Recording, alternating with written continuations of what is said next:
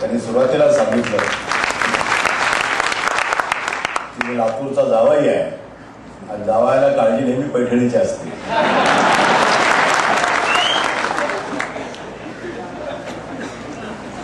त्यामुळे सासऱ्याची इच्छा असली तरी पैठणी उपलब्ध नाही इथं. म्हणून त्यांनी हा लातूरच्या एक पॅटर्न जो आपण अनेक क्षेत्रामध्ये निर्माण केलेला आहे तशी पैठणी लातूरची निश्चितपणानं उद्याच्या काळामध्ये या ठिकाणावरती त्याची निर्मिती होईल. अशा पद्धतीनं हा पार्क विकसित करण्याचं स्वप्न त्यांनी मुळाशी बाळगलेलं आहे. मी राज्याचा राज्यमंत्री असताना मला आठवतं की मी बँगलोरला गेलो होतो हा रेशीम उद्योगाची पाहणी करण्यासाठी. कोश कसे तयार होतात, आम्ही अनेक खेड्यात जाऊन भेटी दिल्या. शेतकरी कसे तिची पानं टाकून कसे कोश तयार करतात.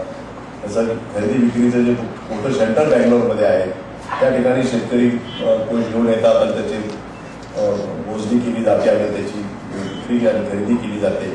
हे सगळं त्या ठिकाणी आम्ही मोठ्या प्रमाणामध्ये ती व्यवस्था आपण पाहिली. आत्ताच मगाशी राणाने सांगितलं की जवळपास 9,000 टनापर्यंतची निर्मिती ही त्या ठिकाणी होते. आपण आता 150 टनापर्यंत गेलेले आहोत. खूप लांबचा पल्ला आपल्याला गाठायचा, खूप लांबचा पल्ला गाठायचा आहे. परंतु जर शेतकऱ्यांनी जर मोठ्या प्रमाणामध्ये जर सहभाग दिला, आपण आता द्राक्षाची शेती मोठ्या प्रमाणामध्ये करतोय, ऊसाची शेती मोठ्या प्रमाणामध्ये करतोय.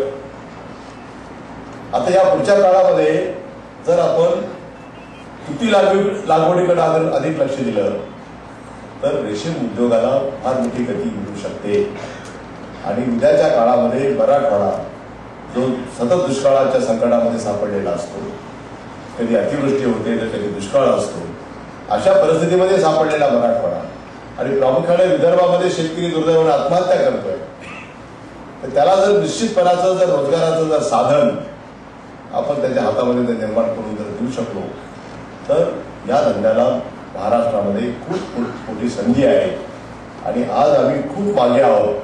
तर आपण सर्वांनी मिळून जर त्या कामाला जर वाहून घ्यायचं जर ठरवलं आणि जे वातावरण या ठिकाणी तंत्रज्ञानी या विभागामध्ये तयार केलेलं आहे, खरोखर ते प्राध्यापक म्हणून मी अनेक वर्षापासून त्यांना ओळखतो.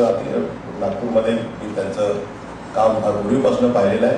एक धडपड करणार, म्हणजे अधिकारी कमी आणि पुढारी जास्त असं जे काही प्रमाण असतं. यशवंतरावजी चव्हाण नेहमी म्हणायचे की नेत्यांनी अधिकाऱ्यासारखं बोलावं आणि अधिकाऱ्यांनी नेत्यासारखं बोलावं, असं यशवंतरावजी सांगायचे.